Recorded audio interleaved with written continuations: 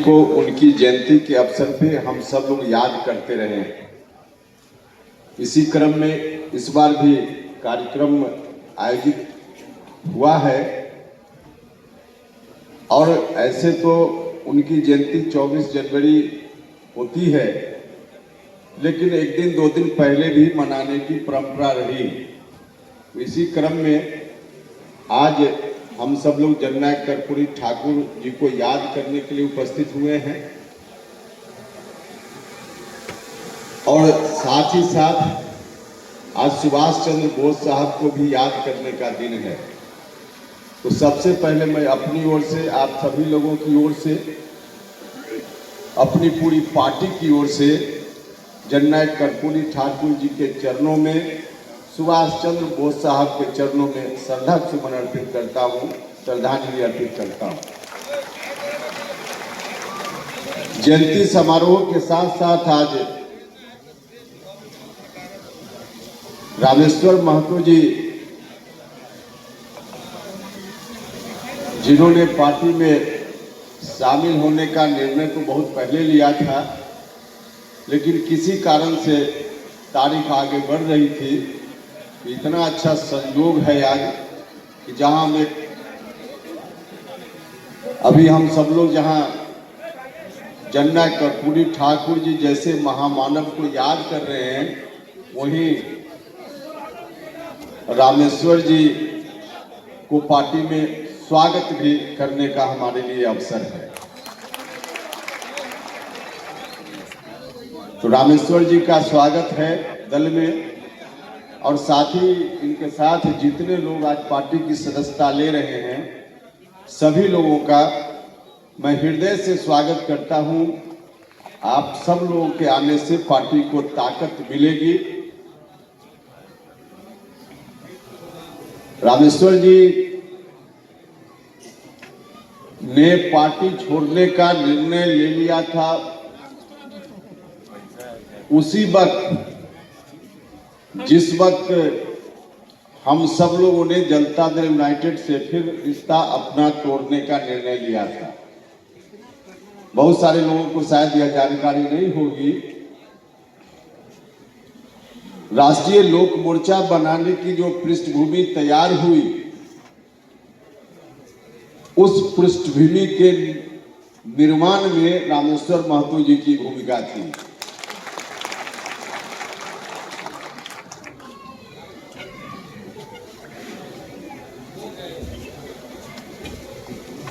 लेकिन कुछ परिस्थिति रही होगी जिसके चलते उस वक्त हम सब लोगों के साथ नहीं आए। देर से ही सही इन्होंने बहुत ही अच्छा कदम उठाया है, तो इस बात के लिए हृदय से धन्यवाद। देखिए, उस वक्त जब हम लोग राष्ट्रीय लोक मोर्चा की नींव फिर से रख रहे थे, तो उस वक्त हमारी कोशिश थी, यह कहने में हमको कोई हिचक नहीं है कि जनता दल यूनाइटेड का जितना अधिक से अधिक हम नुकसान कर दें, उस वक्त हमारी यह कोशिश थी। और इसलिए ऐसी कोशिश थी कि जनता दल यूनाइटेड ने बिहार की राजनीति में जनता ने जो दायित्व उनके ऊपर दिया था, उस दायित्व से मुंह मोड़कर अलग रास्ते पे चलने का निर्णय ले लिया था। जनता दल यूनाइटेड को बिहार के लोगों ने ताकत दी। 2005 के पहले की स्थिति के जो जिम्मेवार लोग हैं, उनको किसी भी तरह से सत्ता में नहीं आने देना है। उनको हटा करके, समाप्त करके जनता दल यूनाइटेड के लोगों ने बिहार की गद्दी पर आसीन करने का काम किया था। लेकिन उन दिनों जिस समय हम लोगों ने राष्ट्रीय लोक मोर्चा की नींव डालने का फैसला लिया, नीतीश कुमार जी उस वक्त जिस रास्ते पे नहीं जाना चाहिए उस रास्ते पर चले गए थे, और वह रास्ता गलत रास्ता था। बिहार को फिर से अंधकार में धकेलने का रास्ता था, बिहार को फिर से बर्बादी में ले जाने का रास्ता था। और इसलिए हम लोगों ने भी मुखालफत किया और उसी परिस्थिति के हिसाब से रामेश्वर महतो जी भी हम लोग के साथ उस समय दिख रहे हैं। और जब हम लोग अलग हुए तो लगातार हमने हर जगह, हर सभा में, हर तरह से हमने कोशिश की कि नीतीश कुमार जी फिर से इस रास्ते पर आ जाएं। और आज हमें खुशी है कि आरजेडी से रिश्ता तोड़ करके एनडीए गठबंधन में जनता दल यूनाइटेड फिर से शामिल हो गई। और जब जनता दल यूनाइटेड फिर से शामिल हुआ तब जो हमारी कोशिश उस वक्त चल रही थी, उसके पहले कि जनता दल यूनाइटेड का हम नुकसान करें, उस कोशिश पर हमने विराम लगाया, क्योंकि अब उसकी जरूरत नहीं है। अब तो हम लोग एक ही साथ है, एक ही गठबंधन में जनता दल यूनाइटेड, राष्ट्रीय लोक मोर्चा, बाकी सब लोग।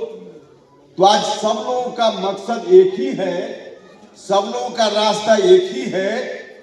तो जनता दल यूनाइटेड का नुकसान करना अब हमारा यह मिशन नहीं है, लेकिन उस वक्त यह मिशन था।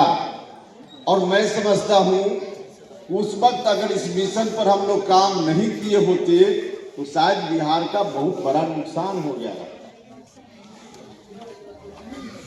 और उसी को ध्यान में रखते हुए हम लोगों ने पार्टी फिर से बनाई। और रामेश्वर महतो जी जब उस वक्त हम लोगों के साथ आना चाहते थे, नहीं आए। और बाद में फिर से जब एनडीए गठबंधन का हिस्सा जनता दल यूनाइटेड बन गया, तब इनको प्रेरित करना, इनसे आग्रह करना हमने छोड़ दिया, क्योंकि लगा कि चलिए अब कोई बात नहीं, अब जनता दल यूनाइटेड में रहे या हम लोग के साथ रहे, अब बहुत अंतर नहीं पड़ता है। दाल घी कहीं भी गिरे तो दाल में ही गिरना है। मीडिया के बंधु भी कई लोग इस तरह के सवाल पूछते हैं। अभी कुछ दिन पहले मीडिया के बंधु ने सवाल किया कि भाई जनता दल यूनाइटेड से छोड़ करके रामेश्वर जी आपके साथ आ रहे हैं। हमने कहा कि भैया यह निर्णय तो उनका है, हमारी रुचि अब जनता दल यूनाइटेड को किसी तरह से नुकसान पहुंचाने में नहीं है। लेकिन क्योंकि उस वक्त जेडीयू में रहते हुए इन्होंने इतना रिश्ता बिगाड़ लिया था, अब जेडीयू में रहेंगे तो उनका नुकसान होगा। और एक दिन इनसे मुलाकात हुई तो हमने कहा कि भाई जेडीयू में आप तब नहीं रहना चाहते थे जब जेडीयू गलत रास्ते पर जा रहा था, उस वक्त आपने रिश्ता इतना बिगाड़ लिया, अब अगर जेडीयू के साथ रहिएगा तो शायद आपका भला नहीं होगा। तब इन्होंने मन बनाया और हम लोग की पार्टी में आए। अब एनडीए गठबंधन में यहाँ रहे वहां रहे, और आरजेडी में चले गए होते तो निश्चित रूप से यह ठीक नहीं होता। इससे एनडीए का भी नुकसान होता, हमारी पार्टी का भी नुकसान होता और जेडीयू का भी नुकसान होता। लेकिन अब चूंकि हम लोग के साथ, मतलब एनडीए के घटक दल के साथ ही हैं, तो एनडीए को भी मजबूती मिलेगी। जहां हमारी पार्टी को मजबूती मिलेगी वहां इनके आने से एनडीए को भी मजबूती मिलेगी। तो उस वक्त हमने कोशिश की और उस कोशिश का परिणाम निकला। जब पार्टी का गठन हम सब लोगों ने किया, आपको याद होगा कि पार्टी गठित करने के तुरंत बाद हमने अपनी पार्टी की ओर से एक यात्रा निकाली थी और उस यात्रा का नाम था विरासत बचाओ नमन यात्रा। और उस पार्टी की स्थापना करते हुए भी हमने यही बात कही थी कि हम जननायक कर्पूरी ठाकुर जी जैसे जो महान लोग हमारे हुए, इन लोगों की विचारधारा को बचाने के लिए, इनकी विरासत को बचाने के लिए पार्टी बना रहे हैं। और सच भी यही बात है कि इनकी विरासत को बचाने के लिए हमने पार्टी बनाई है। जननायक कर्पूरी ठाकुर जी की विरासत को, या इनके जैसे दूसरे महापुरुष जो हुए हमारे यहाँ, महात्मा फूले साहब हो, डॉक्टर अंबेडकर हो, या बाद के दिनों में हम जगदेव बाबू का नाम लेते हैं, जननायक कर्पूरी ठाकुर जी ऐसे लोगों की जो विचारधारा रही है, इस विचारधारा को आगे ले जाने के लिए, इनकी विरासत को बचाने के लिए हमने पार्टी बनाने का काम किया। यह विचारधारा आगे चले, आगे बढ़े। जननायक कर्पूरी ठाकुर जी के निधन के बाद यही उत्तरदायित्व आया था। बिहार के लोगों ने इसी भरोसे के साथ लालू यादव जी के ऊपर यह उत्तरदायित्व देने का काम किया था और घूम घूमकर बिहार भर के लोगों से लालू यादव जी और उनके लोगों ने भी, उस वक्त साथ में नीतीश कुमार जी भी शामिल थे, हम लोग भी शामिल थे, यही बिहार के लोगों से कहा गया था कि लालू जी को बिहार की गद्दी सौंपने का मतलब जननायक कर्पूरी ठाकुर जी को की विरासत को बचाने की जवाबदेही सौंपना है।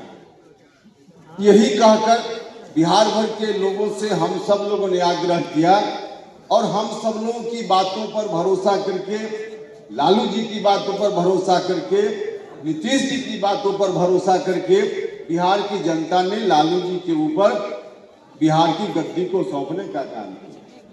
शुरुआती दौर में 1995, 90 और 95 के बीच में शुरुआती दौर में जो शासन लालू यादव जी ने चलाने का काम किया, उस वक्त कुछ वर्षों तक उन्होंने ठीक किया, लेकिन कुछ ही वर्षों के बाद जनता से जो ताकत उनको मिली, जननायक कर्पूरी ठाकुर जी की विचारधारा को बचाने के नाम पर, उस ताकत का उन्होंने गलत इस्तेमाल करना शुरू कर दिया। और जब गलत इस्तेमाल करना शुरू कर दिया, जनता के हित में नहीं, अपने परिवार के हित में इसका इस्तेमाल करना शुरू कर दिया, तब वहां से चिंता इस बात की फिर बढ़ी कि गलत रास्ते पर फिर बिहार जा सकता है, जा रहा था। तो यह बात उस समय फिर से चिंतन का विषय, हम सब लोग जो उस समय जनता दल, उस समय के जनता दल में थे, उसमें यह बात सामने आई। और उसी वक्त फिर नीतीश कुमार जी के नेतृत्व में अलग से धारा बनने लगी और बाद में चलकर नीतीश जी के ऊपर इस विरासत को बचाने की जवाबदेही बिहार की जनता ने दी। नीतीश जी ने तब से लेकर 2005 से लेकर अब तक निश्चित रूप से बहुत ही अच्छा काम किया। हर तरह से दबे कुचले, शोषित, पीड़ित, वंचित समाज के लोग जिनको न्याय नहीं मिला था, जिनको न्याय मिले, इस बात का संघर्ष हमेशा आजीवन जननायक कर्पूरी ठाकुर जी करते रहे। उनको समाज की मुख्य धारा में जोड़ने के लिए नीतीश जी की सरकार ने अनेक निर्णय लिए, ऐतिहासिक निर्णय लिए, तो अच्छा काम किया। लेकिन बीच में थोड़ा डगमग होने लगे, तो उस समय हम लोगों का दायित्व था, हम लोगों ने सावधान किया और फिर से नीतीश जी इस रास्ते पर हैं। हम आप सब लोगों से कहना चाहते हैं, आज की तारीख में इस विरासत को आगे बचाना सिर्फ पार्टी के हित में जरूरी नहीं है, राज्य के हित में। जननायक कर्पूरी ठाकुर जी जिनके लिए संघर्ष कर रहे थे, उनके हित में इस विचारधारा को आगे बचाना, इस विचारधारा को आगे ले चलना, इसकी नितांत आवश्यकता। यह विचारधारा मजबूत रहेगी तो जो दबे कुचले, शोषित, पीड़ित, न्याय से वंचित लोग हैं, उनको एक छतरी मिल पाएगी। अगर यह विचारधारा नहीं बचेगी तो वैसे लोगों को छतरी नहीं मिल पाएगी, और जब वैसे लोगों को छतरी नहीं मिल पाएगी तो बिहार का फिर बड़ा नुकसान हो जाएगा। आज सबसे बड़ी चुनौती हम सब लोगों के सामने यही है, फिर से बिहार विधानसभा का चुनाव होना है। हम धन्यवाद देना चाहते हैं, नीतीश कुमार जी आ गए इस रास्ते। आज बिहार की सरकार नीतीश जी के नेतृत्व में इस विचारधारा को आगे ले चलने का काम कर रही है और देश के स्तर पे जननायक कर्पूरी ठाकुर जी की विरासत को ध्यान में रखने का काम अगर किसी ने किया तो उस व्यक्ति का नाम हमारे आदरणीय प्रधानमंत्री नरेंद्र मोदी जी ने अभी कई वक्ताओं ने इस बात को कहने का काम किया। उसके पहले की किसी सरकार में, जिस सरकार में लालू यादव जी बहुत बड़ी ताकत में होते थे, उस वक्त कांग्रेस के समय में जो चाहते लालू जी भारत की सरकार वह करती। एक समय ऐसा था जो चाहते भारत की सरकार वह करती, लेकिन उस वक्त नहीं। बाद में जब नरेंद्र मोदी जी के हाथ में ताकत आई, तब भारत रत्न की उपाधि जननायक कर्पूरी ठाकुर जी को देने का काम। तो हम भारत रत्न की उपाधि भारत की सरकार ने जननायक कर्पूरी ठाकुर जी को दी। इस बात के लिए इस सभा से हम सब लोग मिलकर एक बार हाथ उठाकर भारत सरकार को धन्यवाद देने का काम करें, आदरणीय प्रधानमंत्री जी को धन्यवाद देने का काम। तो हमारे प्रधानमंत्री जी, भारत की सरकार भी आज खास करके बिहार के हित में हर तरह से बिहार आगे बढ़े, इस बात को ध्यान में रखते हुए भारत सरकार काम कर रही है। पिछली बार जब फिर से सरकार बनी केंद्र में, और सरकार बनने के बाद जो पहला बजट भारत की सरकार ने पेश किया, उस बजट की आलोचना कुछ लोग जो बिहार से बाहर के लोग हैं, उन लोगों ने यह कहकर आलोचना की, यह जो बजट है, यह बजट बिहार का बजट है, आंध्रा का बजट है, देश का बजट नहीं प्रतीत होता है। इस तरह की आलोचना का आशय यह था कि भारत की सरकार ने, हमारे प्रधानमंत्री जी ने बिहार पर विशेष ध्यान देने का काम किया। बिहार को हर तरह से अलग विशेष पैकेज के रूप में पहले भी दिया भारत की सरकार ने, और पिछली बार की बजट में भी अनेक क्षेत्रों में भारत की सरकार ने बिहार को देने का काम किया। तो हर क्षेत्र में भारत की सरकार भी अच्छा काम कर रही है और राज्य की सरकार भी अच्छा काम कर रही है। जब अच्छा काम करने वाले लोग रहेंगे तो अच्छा होगा। इसलिए बिहार के लिए जरूरी है कि फिर से इस बार विधानसभा चुनाव के माध्यम से भी यही सरकार आगे रहे, और इसके लिए हम सब लोग जो यहाँ राष्ट्रीय लोक मोर्चा के साथी हैं, हम सब लोगों का दायित्व बनता है कि हम गांव में जाकर लोगों को बताने का काम करें। विपक्ष की ओर से फिर से कोशिश हो रही है कि किसी तरह से फिर से हम सत्ता में आ जाएं। भाइयों और मित्रों, फिर से अगर विपक्ष के लोग सत्ता में आ गए तो बिहार के साथ बहुत बड़ा अनर्थ हो जाएगा। फिर से बिहार उसी दौर में चला जाएगा जिस दौर में 2005 के पहले बिहार हुआ करता था। हम सब लोगों का दायित्व आज बनता है कि हम सब लोग मिलकर राष्ट्रीय लोक मोर्चा का एक एक साथी, सभी लोगों का दायित्व बनता है। सभी लोगों से मेरा आग्रह है कि सब लोग मिलकर इस काम में पूरी मुस्तैदी से लगने का काम कीजिए। इसी की जरूरत है, कुछ भी नहीं देखना है, सिर्फ यह देखना है कि एनडीए गठबंधन के उम्मीदवार को जिताने के लिए हम जो कुछ भी कर सकते हैं उसके लिए हम क्या कर रहे हैं, बस सिर्फ यही देखना है। और संकल्प है, एनडीए का डिसीजन है, संकल्प है इस बार विधानसभा चुनाव में कम से कम 225 सीटों पर एनडीए के उम्मीदवार को जिताने का काम करना है। तो 225 जगह जिताने का काम करना है।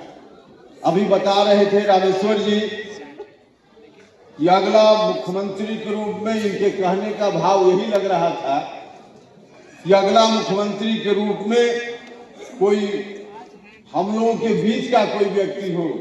देखिए, नीतीश कुमार जी भी हम लोगों के बीच के आदमी हैं। नीतीश कुमार जी हम लोगों के बीच के आदमी हैं, और नीतीश कुमार जी एनडीए की ओर से बाकायदा तय नाम है।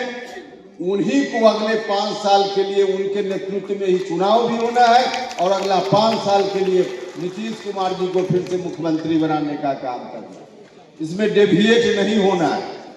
अपनी ताकत जरूर मजबूती से बढ़ाने की जरूरत है, लेकिन नीतीश कुमार जी के नेतृत्व में चुनाव होगा, नीतीश कुमार जी के नेतृत्व में सरकार बनेगी, और हर तरह से बिहार आगे बढ़ेगा। आगे बढ़ाने में हम सब लोगों का योगदान निश्चित रूप से होना चाहिए। और जो पार्टी के साथी, पार्टी से जुड़े हुए लोग, चाहे राष्ट्रीय लोक मोर्चा के रूप में या उसके पहले राष्ट्रीय लोक समता पार्टी के रूप में आप सब लोग रहे, उस वक्त और आज में राजनीतिक दृष्टि से एक बहुत बड़ा फर्क है। पहले जब हम लोग रहे राष्ट्रीय लोक समता पार्टी के रूप में या राष्ट्रीय लोक मोर्चा शुरुआती रूप में, उस वक्त और आज में फर्क है। उस वक्त हमेशा एक तरह से कहिए कि सत्ता से दूर हम लोग रहे हैं, खासकर बिहार में, लेकिन इस बार पहली बार न सिर्फ सत्ता के साथ है बल्कि 2025 में फिर से जो सत्ता आएगी उस सत्ता का एक हिस्सेदार भी राष्ट्रीय लोक मोर्चा होगा। जब हिस्सेदार हम होंगे तो एक एक साथी जो किसी भी स्तर पे पार्टी के साथी हैं, सब लोगों की भागीदारी उसमें होगी। यह बात ठीक है कि विधानसभा चुनाव में हर कोई चुनाव नहीं लड़ सकता। एनडीए गठबंधन है, गठबंधन में जितनी सीटों पर हम तय करेंगे, एनडीए गठबंधन के लोग मिलकर उतनी सीटों पर हमारी पार्टी चुनाव लड़ेगी। कई बार मीडिया के लोग हमसे पूछते हैं कि आपकी पार्टी कितनी सीटों पर चुनाव लड़ेगी। भैया, कितनी सीटों पर चुनाव लड़ेगी इसमें कोई झंझट नहीं है। हम सब लोग मिलकर तय कर लेंगे कितनी सीटों पर एनडीए गठबंधन में कौन पार्टी चुनाव लड़ेगी। लेकिन जितनी सीटों पर भी हम चुनाव लड़े, जितने लोग चुनाव लड़ने की इच्छा रखने वाले हैं, सबको तो टिकट कोई भी पार्टी नहीं दे पाएगी, कोई भी पार्टी नहीं दे पाएगी।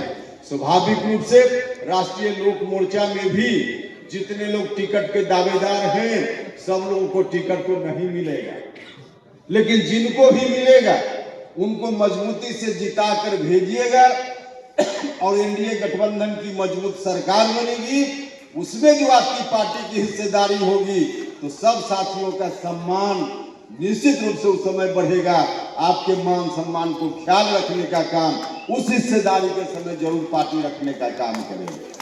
तो इसलिए सब लोगों से आग्रह कि सब लोग मिलकर सिर्फ और सिर्फ, देखिए, हमने तो पार्टी गठन के बाद एक बार नहीं, एक से ज्यादा बार बिहार का दौरा किया।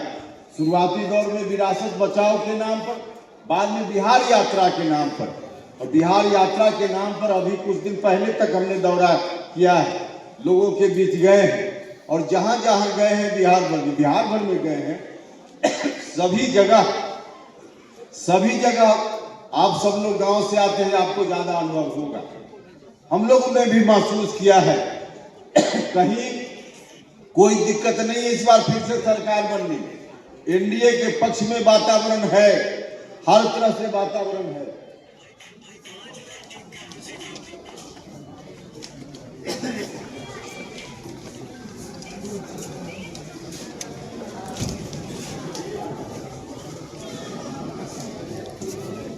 कई जगह दौरा के क्रम में लोग जरूर मिले जिन लोगों ने कुछ विशेष काम के लिए आलोचना सरकार की, राज्य की सरकार की आलोचना की। लेकिन जिन लोगों ने भी आलोचना जहां भी की, उनको भी यदि आज की तारीख में भरोसा है तो एनडीए के ऊपर ही भरोसा है।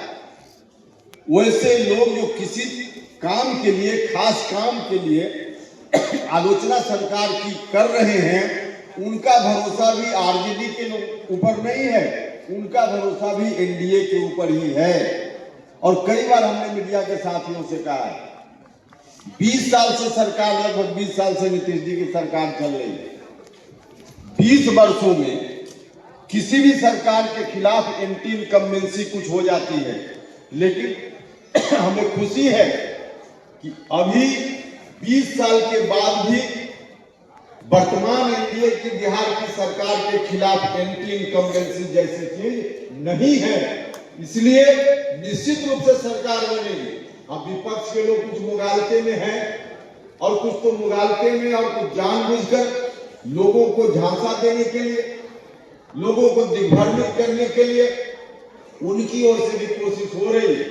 स्वाभाविक रूप से जब राजनीति करते हैं तो उनको कोशिश तो होगी, लेकिन उनकी कोशिश सफल न हो इसके लिए हम सब लोगों को सचेत रहना पड़ेगा। जरूरत इस बात की है कि उनकी कोशिश को हम सब लोग सफल नहीं होने। अब मुगालते में होकर कई बार दावा कर देते हैं आरजेडी के लोग कि पिछली बार हम 80-85 सीट जीत गए तो इस बार सरकार बना लेंगे, और पिछली बार भी जीत गए तो कोई आरजेडी अपने कारण से नहीं जीता। हम लोग जो एनडीए के लोग हैं, जिस स्वरूप में आज एनडीए है, इस स्वरूप में उस समय एनडीए नहीं था। एनडीए बिखरा हुआ था। आज का एनडीए उस समय बिखरे हुए स्वरूप में था। लोक जनशक्ति पार्टी जो आज एनडीए घटक दल के रूप में है, वह भी कई क्षेत्रों में बिहार में एनडीए के घोषित उम्मीदवार के खिलाफ चुनाव लड़ रही थी, और हम लोग उस समय राष्ट्रीय लोक समता पूरे तौर पे घोषित अघोषित सब तरह से एनडीए के खिलाफ ही 2020 में हम लोगों ने चुनाव लड़ा था। तो उस वक्त हम लोग भी खिलाफ चुनाव लड़ रहे थे।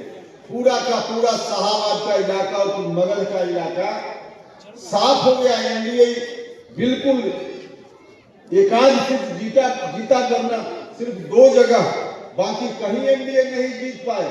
इसका भी कारण था कि उस वक्त राष्ट्रीय लोक समता पार्टी के रूप में हम लोग एनडीए के खिलाफ थे, और लोक जनशक्ति पार्टी भी आंशिक रूप से उनके साथ थी और आंशिक रूप से उनके साथ नहीं थी। तो इसके कारण ऐसा उस समय हुआ कि लगभग 80 सीट पर आरजेडी के लोग जीत गए।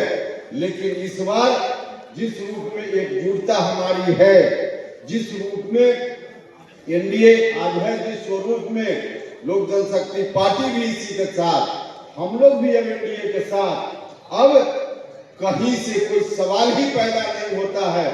2010 में जितनी सीटों पर आरजेडी के लोग चुनाव जीते थे, उतनी भी सीट अगर आरजेडी के लोग जीत गए इस स्वरूप में, तो समझिए कि बहुत ज्यादा सीट लोग जीत जाए।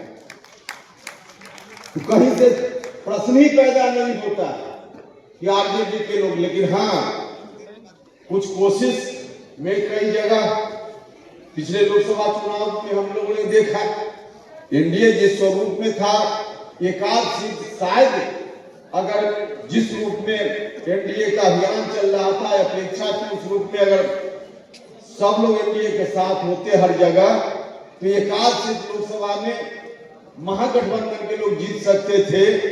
पूरा का पूरा शाहबाद इस बार लोकसभा चुनाव में भी साफ हो गया। लोकसभा चुनाव में कोई आरजेडी के कारण हम लोग नहीं हारे, हम लोग तो अपने ही कारण चुनाव हारे। एनडीए के कारण एनडीए चुनाव हार गया। एनडीए के कारण एनडीए चुनाव हार गया। कई क्षेत्र में उस वक्त हम सुनते थे, लोग कहते थे कि नारा है नरेंद्र मोदी जी का अब की बार 400 पार, तो 400 सब जगह जीतेंगे, एक जगह हार ही जाएंगे तो 399 से भी सरकार बन जाएगी। भैया इस बार अगर विधानसभा चुनाव में चाहे शाहबाद के लोग हों या शाहबाद से बाहर के लोग हों, इस तरह से सोचिएगा। या तो लोकसभा का चुनाव था कि बिहार में कुछ सीट हम लोग हार भी गए तो भी बहुमत आ गया और सरकार वहां बन गई। लेकिन अगर विधानसभा चुनाव में एनडीए के लोग ही कहीं इस तरह से सोचेंगे तो फिर कठिनाई होगी, और बैठे बैठाए आरजेडी के लोगों को फायदा हो जाएगा। तो बैठे बैठाए आरजेडी के लोगों को फायदा देने की गलती कोई किसी भी व्यक्ति को नहीं करनी चाहिए।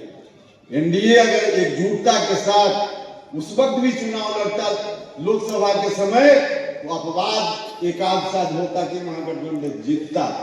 और इस बार विधानसभा चुनाव में भी वही परिणाम होगा। एकजुटता के साथ चुनाव एनडीए लड़ेगा तो मजबूती से चुनाव जीतेगा, और 2025 या उससे ज्यादा सीटों पर एनडीए चुनाव जीतेगा, निश्चित रूप से जीतेगा। और इस बार पिछली गलती से लोग जरूर सबक लेंगे। जहां भी जिन लोगों ने जो गलती की, अब गलती करने के बाद लोग थोड़ा पश्चाताप कर रहे हैं, तो पश्चाताप करने से काम नहीं चलता। अब जब बात बिगड़ जाती है तो फिर उसके लिए इंतजार करना पड़ता है। तो इस बार बात को नहीं बिगड़ने देंगे। हम बिहार भर के लोगों से आग्रह आपके माध्यम से करना चाहते हैं कि वैसी गलती, लोकसभा वाली गलती एनडीए के लोगों को नहीं करनी चाहिए। एनडीए के खिलाफ कहीं न लड़े, बल्कि एनडीए के लिए लड़े, मजबूती से लड़े। निश्चित रूप से हम सब लोग 2025 प्लस सीट जीतेंगे और सरकार बनेगी और फिर से बिहार विकास के रास्ते पे जिस गति से चल रहा है उससे और ज्यादा तेज गति से बिहार आगे बढ़ेगा।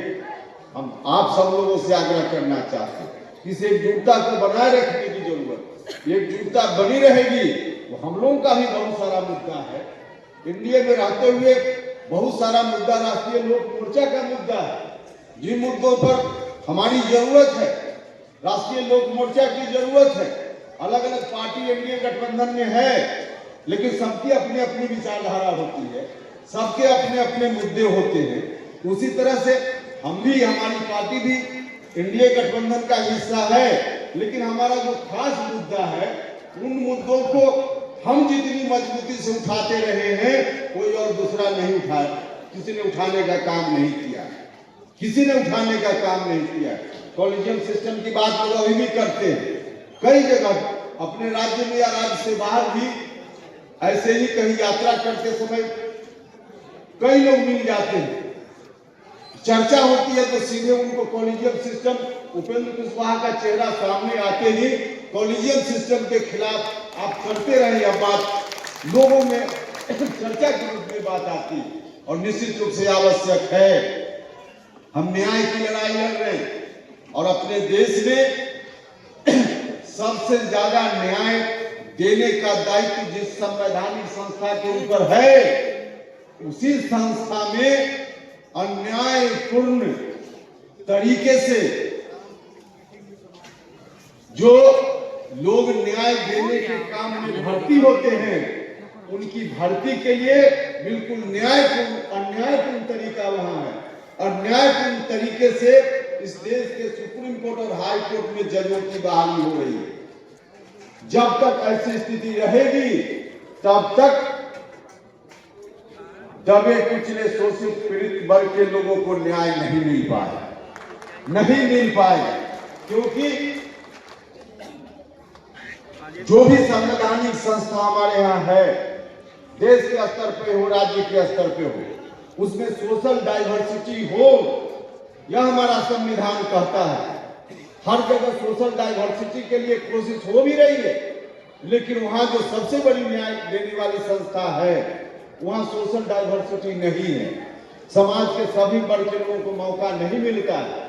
जो बहाली की प्रक्रिया, उस प्रक्रिया का नतीजा है कि सुप्रीम कोर्ट और हाई कोर्ट में आज कभी कभी अपवाद के रूप में देखिएगा तो एकाध कोई दलित समाज का व्यक्ति जज मिल जाएगा। अपवाद के रूप में एकाध कभी पिछड़ा परिवार का जज मिल जाएगा।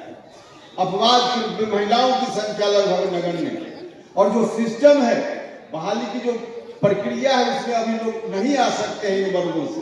और इन वर्गों की बात को छोड़ दीजिए, जो बहाली की प्रक्रिया है उस प्रक्रिया के कारण हम दलित, महादलित, पिछड़ा की बात क्या करें, सवर्ण जमात के भी, सवर्ण जमात चाहे वह भूमिहार परिवार का हो, राजपूत परिवार का, ब्राह्मण परिवार का भी कोई बच्चा पढ़ने में चाहे जितना तेज हो, जितनी मेरिट उसके अंदर हो, वह ब्राह्मण परिवार, भूमिहार परिवार का भी है, अगर गरीब घर का है तो उस परिवार का बच्चा भी सुप्रीम कोर्ट और हाई कोर्ट में जज नहीं बन सकता है। सबके लिए दरवाजा बंद है। समाज के तमाम जाति धर्म के लोगों के लिए, जो गरीब घर से लोग आते हैं, जिनकी पहुंच बड़ी जगहों पे नहीं है, जिनके अभिभावक के पास पैसा नहीं है नाजायज रूप से कहीं रिश्वत देने के लिए, वह जज नहीं बन सकता, नहीं बन रहा। और इसका नतीजा है कि देश जहां 140 करोड़ की आबादी का हमारा देश, कितना बड़ा देश, वहां महज 300, 350, हम 1000 लाख नहीं बोल रहे, 100 बोल रहे, 300, 350 परिवार के लोग ही अधिकांशतः सुप्रीम कोर्ट और हाई कोर्ट में उन्हीं परिवारों से लोग जज बन रहे हैं। बाकी लोगों के लिए दरवाजा बंद है।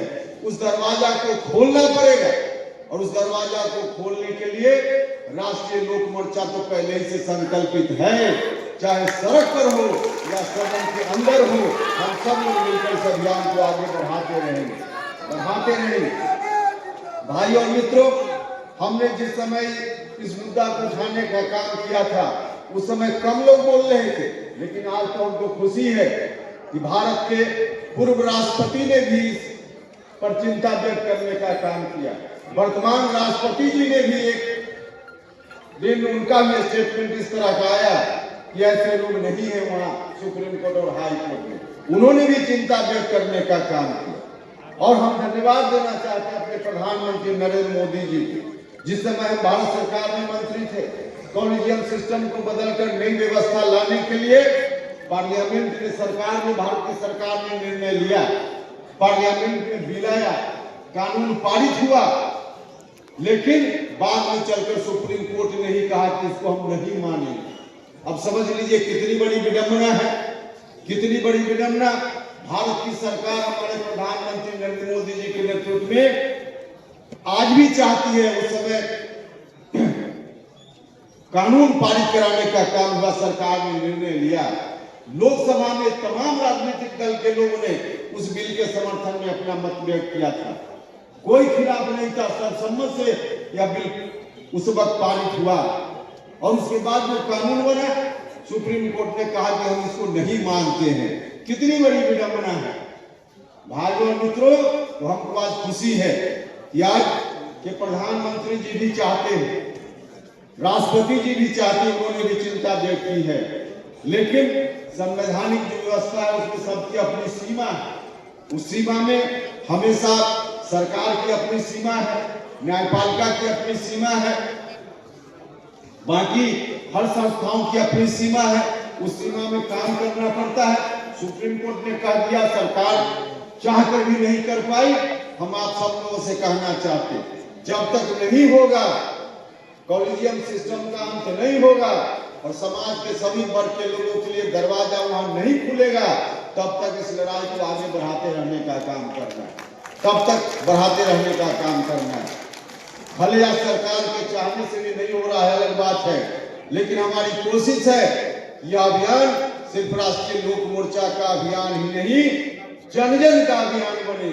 जिस दिन यह जन जन का अभियान बन जाएगा, जनता का अभियान बन जाएगा, तो सुप्रीम कोर्ट भी मजबूर होकर इसको मानने का काम करेगा, तो उसको भी विवश करने का काम करना है और तब तक इस अभियान को आगे बढ़ाना है। भाइयों और मित्रों, हम यह नहीं कहते ऐसे समाज के लोग जो शोषित पीड़ित वंचित जिसकी भागीदारी की हम बात कर रहे हैं, गरीब लोगों की भागीदारी की बात हम कर रहे हैं, हम बिल्कुल नहीं कहते इनमें से कोई कम मेरिट वाला विद्यार्थी हो, सीधे जात के नाम पर आप किसी को सुप्रीम कोर्ट और हाई कोर्ट में जज बना दीजिए, हम बिल्कुल ये नहीं कहते।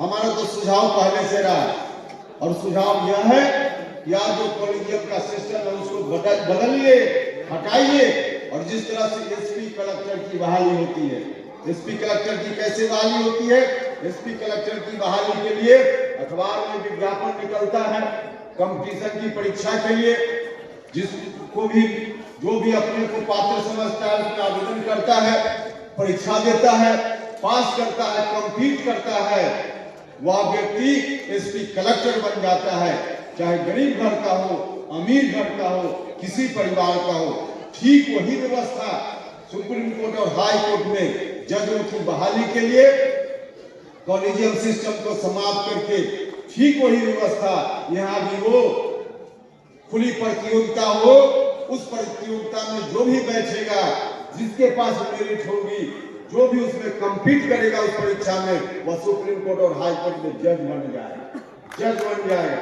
तो यह हमारी पार्टी का सुझाव है, तो इस मुद्दा को आगे बढ़ाते रहने का काम करना है, इसलिए हमारी जरूरत है, राष्ट्रीय लोक मोर्चा की जरूरत है।